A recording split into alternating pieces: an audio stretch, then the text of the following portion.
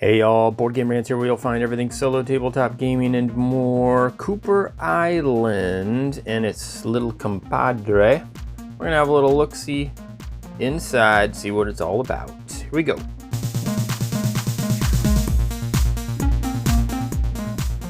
All right, Cooper Island, a game by Ode, which I'm sure is short for something. I think this person is responsible for the illustrations, which I think are beautiful. I mean, the game just looks gorgeous. I've heard about this game. I've heard good things. Capstone Games, I think this is the second or third, probably just the second game I've pre-ordered through them, or done a pre-order. This game has been out, but this version of it, which now comes with, make sure, is he going to say somewhere? Solo. Includes solo deck. So that's mainly why I got this. I knew it would come with a solo mode last year when it came out, but it wasn't like included with the game. This version it's included, and it came with these little extra goodies, which I think is another little mini expansion. But in the shipping box, this is just laying on top. So very cool. I think I got all this at a very reasonable price. Cooper Island, the epitome of an expert game. That is a strong phrase right there. In it, you'll explore not just an island, but also rich strategies and subtle mechanisms and intricate clockwork that invites deep thought thanks to its strategic demands and clever use of landscape stacking, which I find pretty cool. That's a fun little doohickey. Kind of reminds me of Torres or something way back in the day. Lots of good-looking stuff in here. Well, there's the good looking stuff, but there's just a lot of stuff right over there in the, here you've come, blah, blah, blah. If you want to read that, cool. If you don't, I'm eager to bust into this, see what we got.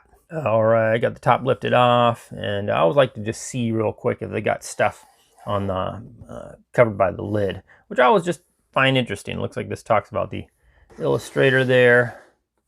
Little Cooper Island, another little bit on Cooper. The nickname Ode was given to me by my friends. Cool, little something on the designer there. And then Cooper is a dog. So, at least that much I know. And is going to be our AI opponent in the solo game, is what I understand. So let's not try to put that back on. In the background you go. And let's get after some of these goodies. We've got the manual, which is a fairly hefty one. I've already read it online, and I tell you what, it seems very clear, very concise. I was very impressed in reading it. Kind of really just took my time going through it. Sometimes I like to buzz through a manual and then kind of read through it the second time and let stuff sort of fall in place. But this one, as I was buzzing through the first pages, I realized how easy it was to follow. And so I slowed down and just started systematically going through it like maybe most people do. But again, it's usually not my style. I like to just kind of buzz through. The games I usually play are fairly complex, and you just kind of let some things sort of like, okay, the next time I read through this, I'm going to especially pay attention to whatever. But here, I felt like this was extremely well written. And it does seem like a fairly complex game, but it didn't feel overwhelming at all once I was done with it. You know, and you get through all these, there was some decent examples here and there sprinkled throughout. I love it when they're color-coded like this. It kind of gives you a sense of, I mean, if you read a rule book and there's no color to it or no code like it, it's like you don't really know when you go from one section to the next, and it just becomes this dull roar as you try to read the thing. Everything blends together, and it's kind of hard to isolate certain important parts of the game. But the way this rule book's written, it helps you kind of understand, okay, on to the next section. It's almost like another chapter. You can go grab a sip of your coffee, go, watch a program, and then come back to the rule book, and you'll be in a new spot. So this is well written, but it does have about 20. Okay, we're at the end game, 25, and this is where it starts going into a nice little overview section. What all the different tiles, income boats, stuff. Here's the buildings you can build. They'll be represented by a wooden building out on your board, but then you'll get a card based on if you made a small building or a big building. Royal Order cards. These are like end game scoring goals. Little overview of your player board. Looks awfully busy, and it is, but it looks far less daunting now that I've read through the rules. So there's that. And again, what is this? This, I think, is just another set of boats. So yeah, this is doesn't really say. Okay, new boats. Just says new boats. Yeah, I believe this is just a little mini expansion thing. Moving on to the goodies. Okay, bag of goodies. We've got, if I recall, this is like a harbor master. There's only 5 rounds in this game, and in those rounds you play turn after turn. You're going to be using your it's a worker placement. So you use these. You start with a couple of these circle ones, and then eventually you can upgrade to a square worker, which gives you usually a little bit better benefits. Then you've got your ships that are going to go around your peninsula and your buildings. Little a la Settlers of Catan there. City. Looks like a city. And then that looks just like a regular settlement. Anyway, so okay. Nice looking. These are heavy. Good heavy wood there. Now, there's a resource. I think there's like cloth and wood and stone and gold and food. I think that's all of them. So, resource cubes. The game's got their resource cubes. And, so yeah, so here is the harbors. It's going to be, I think, 5 of these out, and you'll move the harbor master each round. At the end of the 5th round, you are done.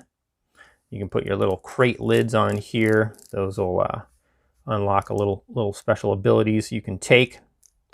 And anyway, maybe we'll open that, maybe we won't, but little deck of cards. Solo against Cooper. Here we go. Okay, yes, this is. And I know it's just a deck. I know it's just a little deck of cards. Nothing super fancy. There's Cooper. But, and it looks, again, it looks extremely busy, you know, reading all those. But I kind of buzzed through it. And it seems to make pretty good sense. It's basically going to be laying out a tableau of cards to run Cooper. But, and there's some difficulty levels, which is cool. I like that. And so we'll see how that goes. So there's that little deck of cards. I think that's the only cards. A little scoring pad to help you score at the end. And nice. Whoa, big bag. Big burlap sack. You can go out and do sack races with this sucker. This thing's huge. I think you're going to be putting a lot of your terrain tiles in here to be drawing from. Kind of a little chintzy. I mean, I can see my fingers through there. It's pretty thin, but big. And I think it'll be good enough to at least hide the tiles, right? That's all you really need to do. So we got some stuff here that looks like it's already coming out. Oh my god. Oh, little plastic bags. And here's our terrain tiles. So I know that there's, I think it's all, on each double terrain tile, there's all 4 types of terrain. There's like this little settlement thing, and there's this little hayfield thing that makes food.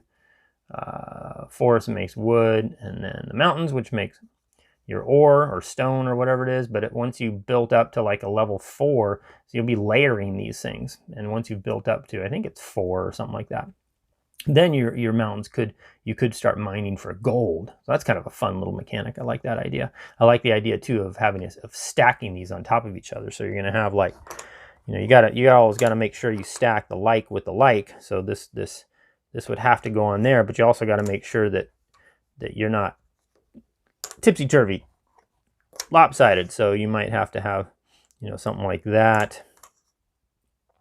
Yeah, I know you always got to match stuff. I'm trying to do something here. I'm just trying to have some fun. And there we go. So if it's something like that on your board, and then you wanted to build this, and you could put, as long as you can match it up and it's level, put that there. And now this is going to produce a level 2 stone or ore or whatever it's called. And this is going to produce level 2 wood, which the value of, or the value I should say, because it's on two pieces high, it's going to be a value. It increases the value of whatever is produced on there when you place that tile. You put your stuff on there, so that's kind of cool. And you can really build this up, and you get very high value wood or whatever you're putting on there. That's going to help you pay your costs in the game, and it seems pretty cool and fun and strategic trying to figure out how to do that little puzzle. But I'll set those off to the side. Those look like they were just falling through. Let's keep going. Oh my gosh, lots of stuff's falling out here.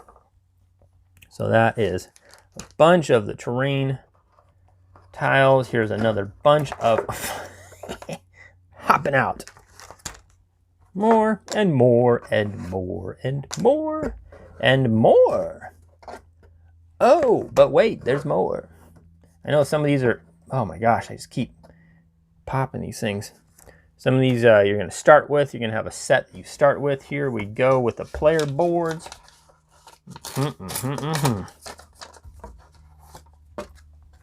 Yeah. So these are all the same. Everybody gets their own player board, but then they're going to get their own color of workers. So you're going to have a different color of so depending on the color you choose, then you're going to be placing that next to your board, and that's going to flesh out your player area. Put your workers there and all your other stuff over here. Very cool. These are not thick, but you know, so it's not like you get a big chunky piece of cardboard here for your player boards, but they're all right. So what do we got next? Aha! Ooh, yeah, now we're talking. So here is the area. This is where you do your player actions. You put your round tokens there to take that kind of A action, or you put your square workers here to take a modified bonus, you know, leveled up action, and then it tells you what you can do down here with those actions. It's A, B, C, D, E, F, G, H. Lots of different actions to be tooked. Okay. And stuck together here. Oh, right, fine.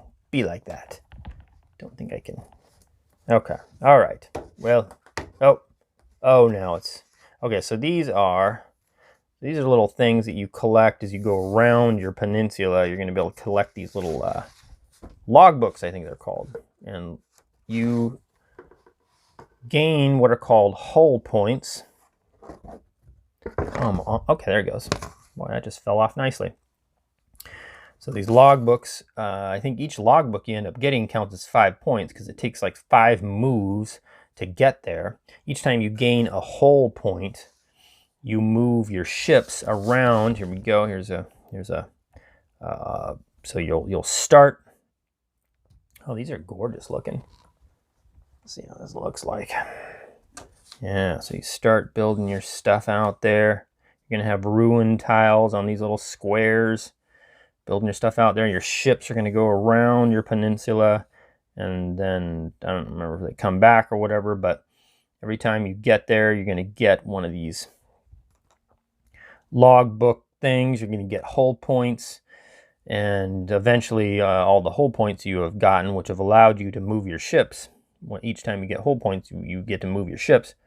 Then eventually your hull points translate into your victory points, to a great portion of them. All right, there's some boats up there. Here's the stuff I think you need to complete to get more, to unlock new workers.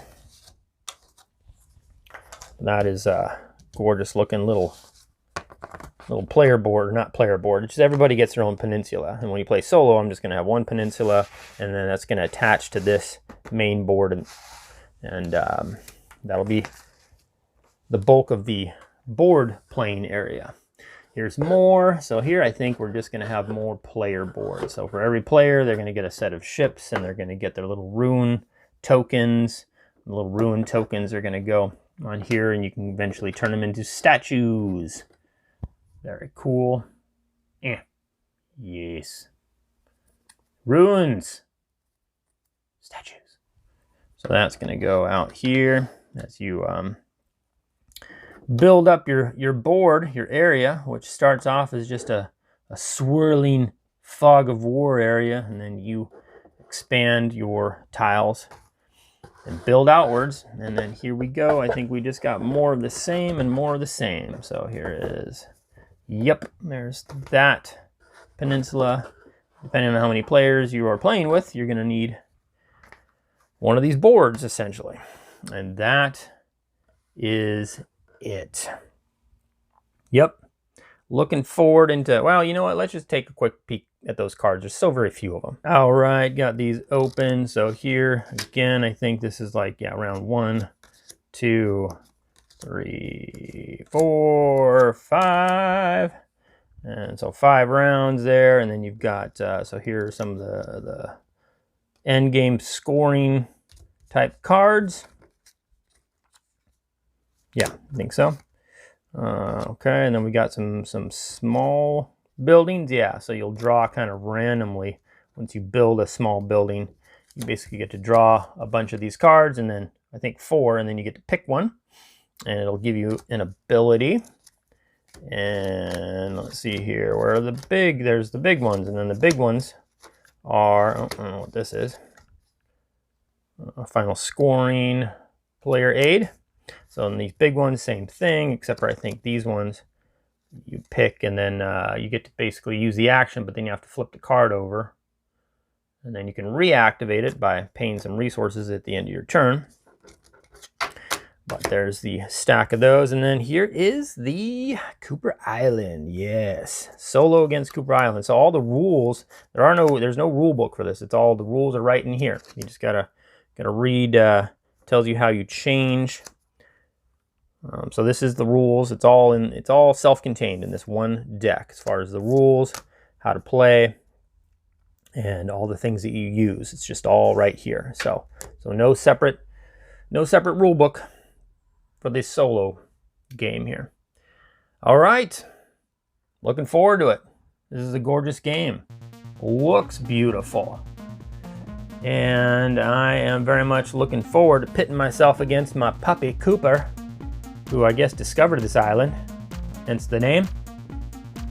Until next time, I'm Board Game Rants. Thank you so much for joining me, and I am out.